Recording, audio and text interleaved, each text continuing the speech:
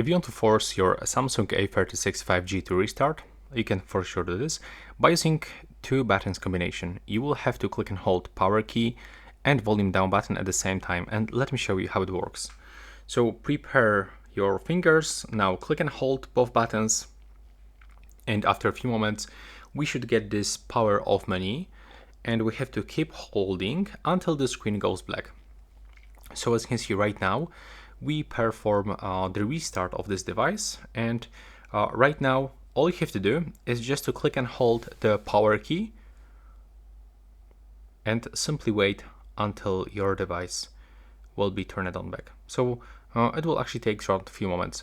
If it's not working, then you have to release this button and then simply repeat by clicking and holding one more time. If it is still not working, then you can even connect the USB cable, but as you can see right now everything is fine, and that's how it works.